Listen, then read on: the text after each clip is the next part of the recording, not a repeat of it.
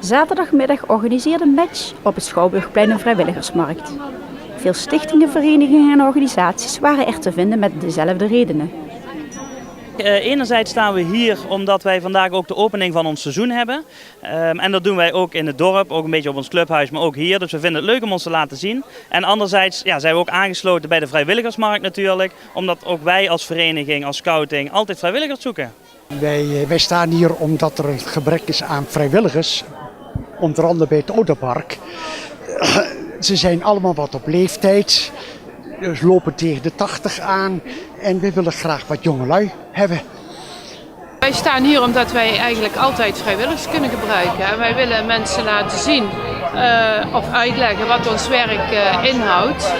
En daarom staan wij hier. Wij willen mensen ondersteunen in de laatste levensfase. Dus mensen die heel erg ziek zijn, kunnen bij ons terecht. En ook hun familie kunnen wij ondersteunen. In iedere stand waren wel één of meerdere vacatures voor diverse vrijwilligers te vinden. De hele tentoonstelling moet dus opgezet worden, schilderijen opgehangen worden, moeten kunstwerken nationaal of internationaal opgehaald worden. Nou, dat inpakken, uitpakken, dus dat is een hele logistiek zit daar omheen. En de technische club doet dat. En daar hebben we gastheren, gastvrouwen hebben we nodig. Dus die daar 2-3 uurtjes per week of per maand daaraan aandacht wil besteden ook. Je moet een beetje van kunst houden en je moet een beetje van hedendaagse kunst houden. En je moet je erin verdiepen. Nou, de vrijwilligers bij ons, we hebben eigenlijk twee soorten vrijwilligers. De ene is echt onze leiding die iedere week paraat staat voor de groepen.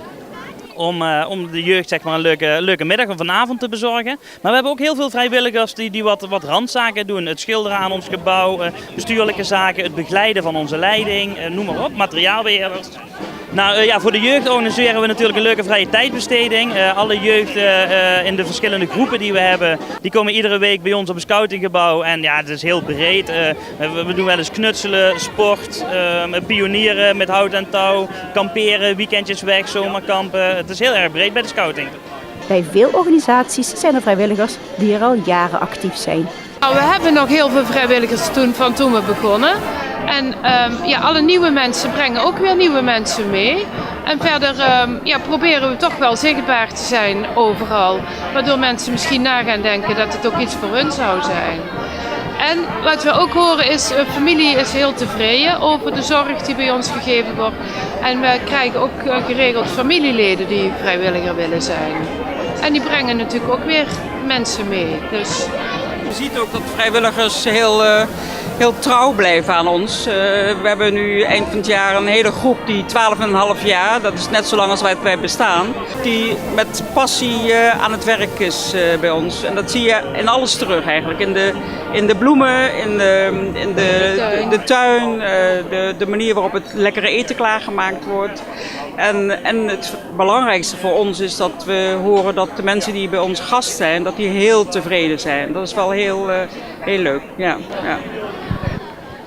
Op de website van Match zijn meer vacatures te vinden.